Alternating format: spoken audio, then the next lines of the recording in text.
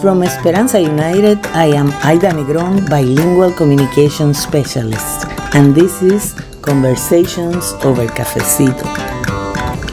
Join us as we interview advocates, community members, nonprofit leaders, pioneers, and policy influencers about their contributions to ending domestic violence, sexual assault, teen dating violence, and stalking. Well, hello, everyone. We are here with Elianna Gregory. She is an artist, and we are going to start seeing her as an artist. Do you drink coffee, Elianna? Because this is Yes. Conversations Over Cafecito. Yeah, I definitely do drink coffee, but I have to admit I am more partial to tea for sure. Okay, very good. So, Eliana, as I mentioned, you're an artist, a creative director. Also, you manage projects and you do digital illustration. Tell us about your work. Yeah, for sure. So I graduated in 2022 from the Savannah College of Art and Design. I have a degree in illustration, and I mean, what got me into that is just I've always loved comics and, creating stories and images. So it was just natural that I go into that type of work. And a lot of the work I do is exactly what you said: digital illustration, storyboarding, a lot of graphic design, and now social media. So a lot of different things, but I do keep webcomics in my back pocket at the moment just to honor that love I had in the beginning. Very nice. And currently, you are working on something related to teen dating violence prevention.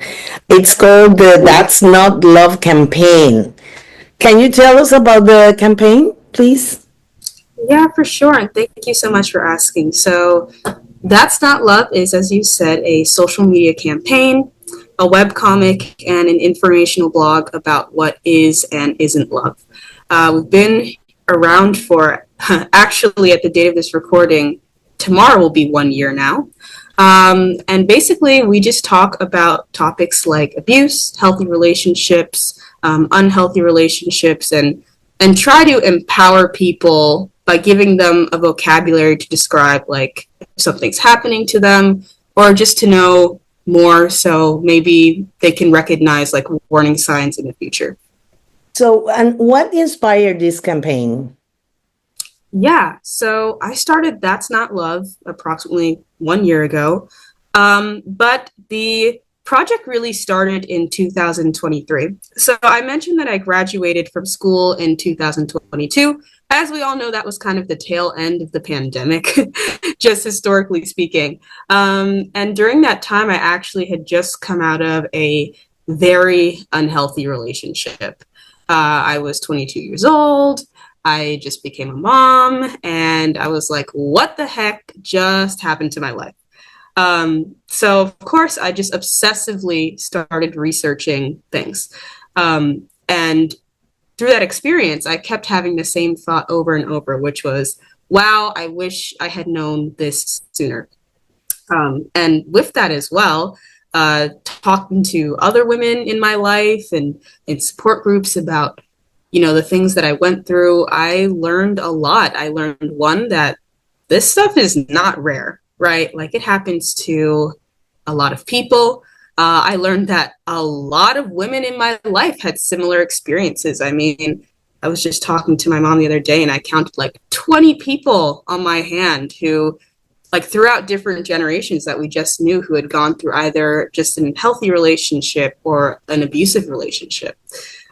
So all of those factors start to get me thinking like, wow, I wish I had known this sooner. It'd be great if there is a tool to help people learn this stuff. And then obviously I came to the conclusion, wait a second, I'm an artist, so I'm in the business of helping people learn information in an easier format.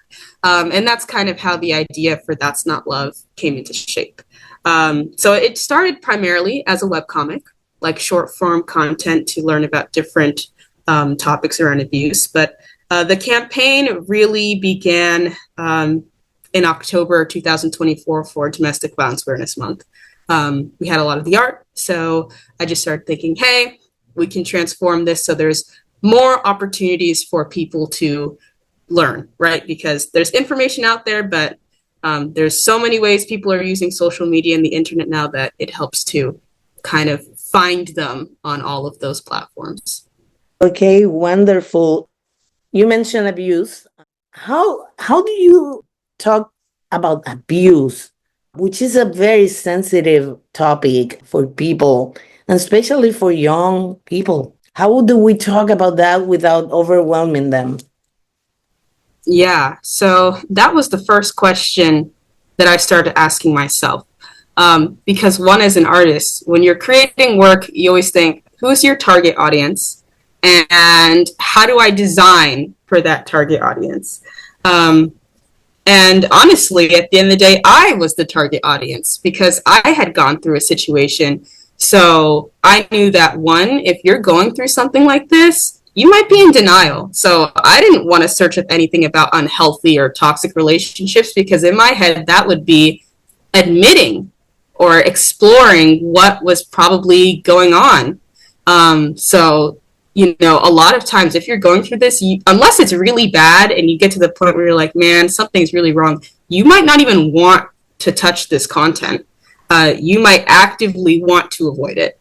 The other thing I knew that is before the situation that I had been in, I just didn't know anything about abuse. I just thought all abuse was physical. That was the primary thing that came to my mind, or, maybe calling someone names. But I just did not have a vocabulary to even describe half of the things or 90% of the things I ended up learning. Like, I didn't know what gaslighting was, or, emotional manipulation, or using obligation, or what that looked like. So the way that I combat, these big topics and trying to condense them and make them not overwhelming, one is with the art style. So when talking about abuse, for me, making sure that you actually depict the abuse is very important. Why? This is not an abstract concept. This is happening to people every day. So I knew that I needed to show the abuse, but I didn't want to really show people being abused because, one, that's not fun for me to draw, and that's not fun for people to read. So the workaround around that was creating these heart characters. One, they're very simple to draw and reproduce, so it doesn't take me a long time to make the comic or social media content. And two, it doesn't feel as aggressive, right? Like when you see a heart hitting someone or a heart calling someone a bad name, you can still digest that information, but it's not, coming at you in a way that you're like, oh, like this is something I don't really want to look at right now. And also it helps because hearts, I mean, they're not people. So we don't kind of put those traits, and maybe if we saw a depiction of someone, we're like, oh, that doesn't look like me. I don't dress like that. Things that can make us feel like, yeah, it's talking about this, but that's not related to me. I mean, it's a heart, so anyone can relate to that. And also it has really bright colors. So a color palette that is bright and happy and fun, which is kind of the opposite of some of the things that we talk about. But those are all tools that we use, or that I use visually to help, combat this subject matter. And I just want to know, obviously there is a webcomic. So all throughout history, people couldn't always read. And we know in the United States today, a lot of people can't read above a 5th grade reading level. And these are big words and big topics that a lot of times are just talked about academically. So also shortening that down into something like a comic, where it's not boring and more inviting for people to read. I think that's amazing. Basically, you are speaking the visual language, making things easier to digest and understand. So congratulations on that. You mentioned research, that you did a lot of research.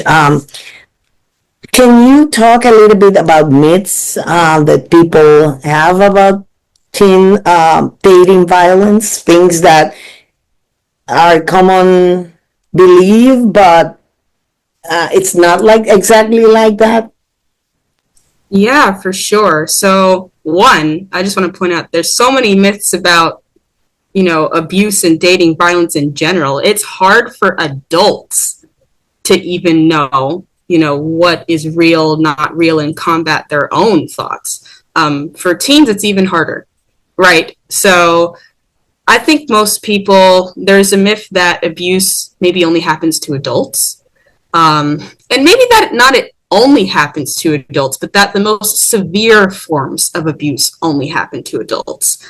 So we might think of the cliche, like toxic teen relationships that we see in social media or in TV shows or movies, and we just think, oh, people are young and passionate, so that's why stuff like that happens. But that's not true. I mean, abuse can happen to anyone. Even teenagers can be controlling and obsessive and abusive. And there's a lot of risk factors for that. So I think that's definitely one of the biggest myths. Two, I think coming into this digital age, people don't realize that abuse can happen in long distance and online relationships, right? So it doesn't have to be someone who is physically right in front of you. You can still experience emotional abuse. You can still experience financial abuse and sexual coercion, all through a screen or a phone. And a lot of times that's how people are meeting these days, especially teenagers. So I think that's definitely a second myth. And the third one, I guess this kind of ties into the things that I said before. Not all abuse is physical. So just because someone isn't hitting you doesn't mean that something's not right. And most of the time, emotional abuse is going to come before almost every other type that's going to happen to you. So I think those are definitely the three types of myths. And maybe also as well that now that we live in a digital age where people have all this information, just because you have the information doesn't mean you know. So yes, teens, they're definitely very savvy. We have the tools to learn, but unless someone points you in the right direction, you're just not going to know. Thank you so much. So you also mentioned denial.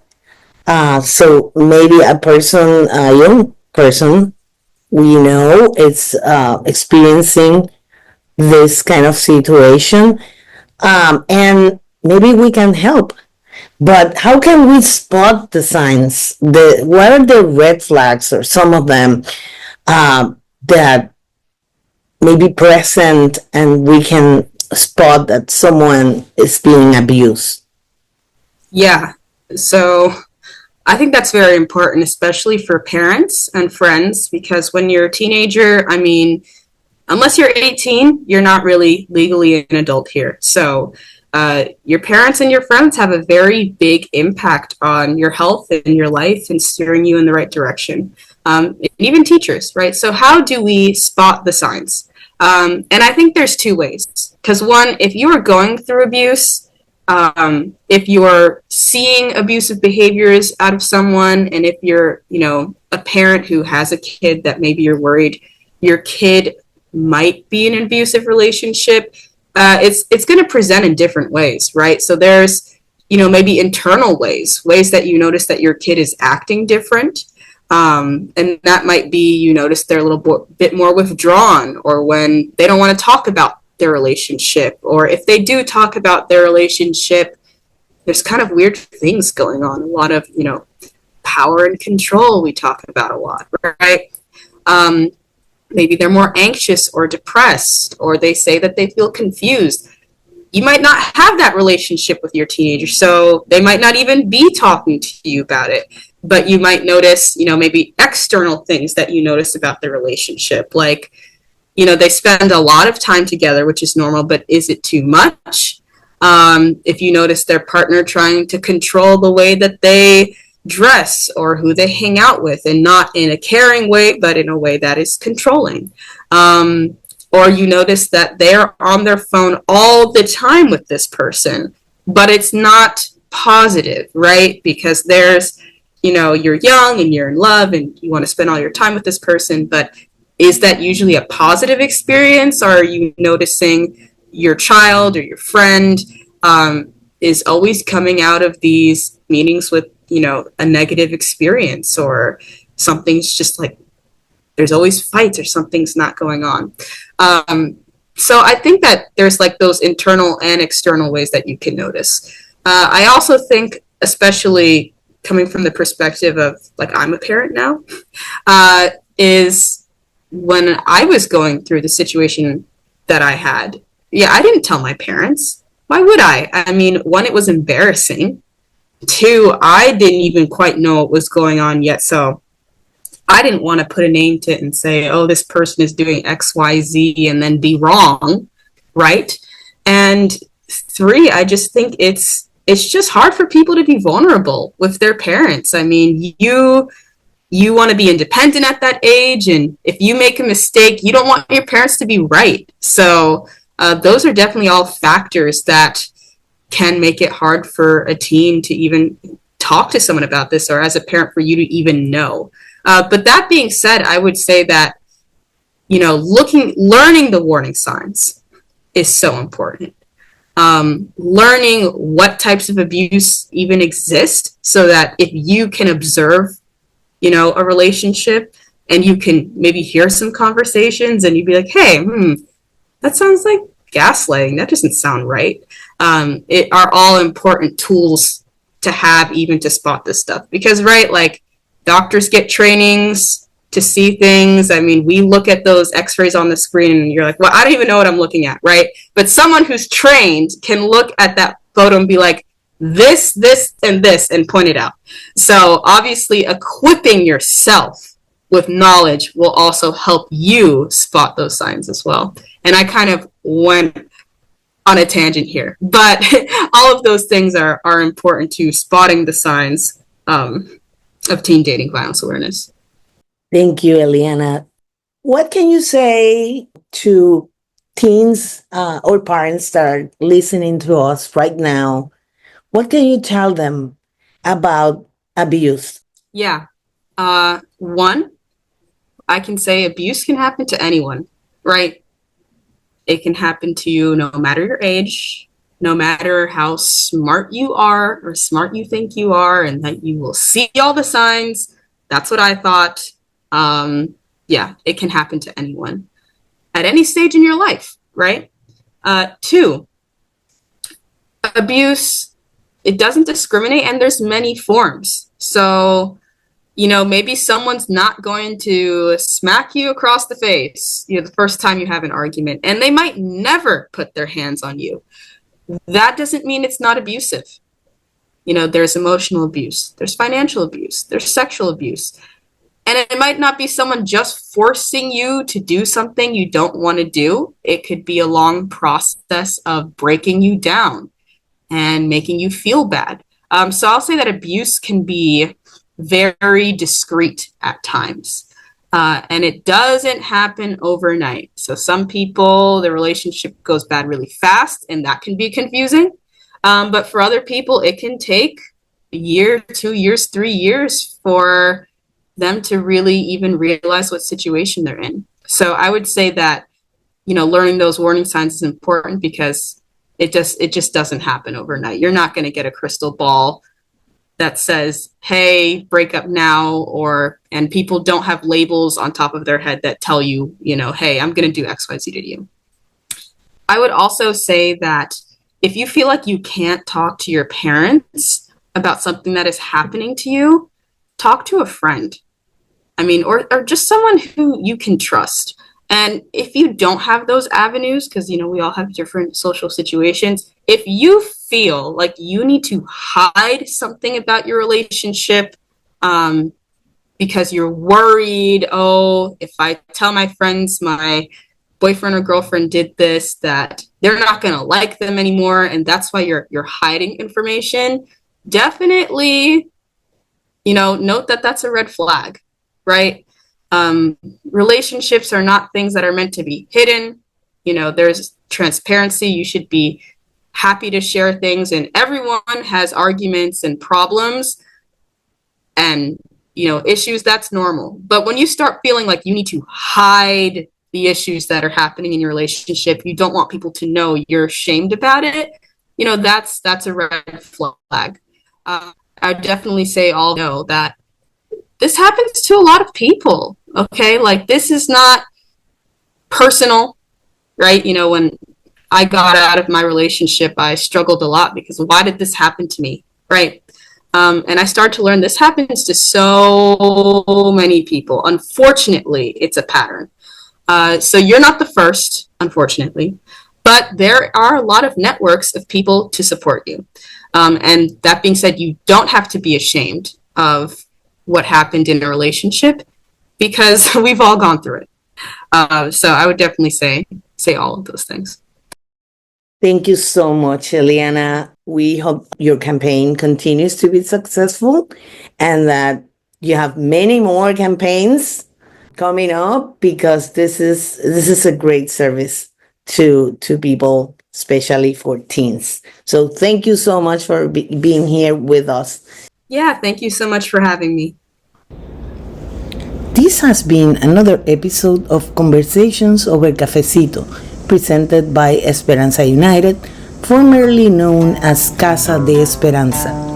With this podcast, we build bridges and connections between research, practice, and policies that inspire effective responses to eliminate domestic violence and promote healthy relationships within Latino families and communities.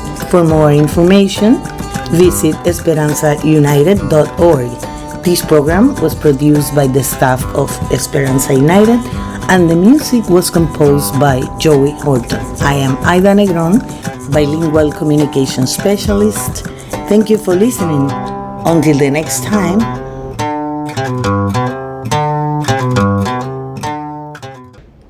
Funding for this podcast was made possible through a grant from the Administration on Children, Youth, Families, Family and Youth Services Bureau, U.S. Department of Health and Human Services. Grant numbers 90EV0525, 90EV0526, and 90EV0527. Its contents are solely the responsibility of the authors and do not necessarily represent the official views of the U.S. Department of Health and Human Services.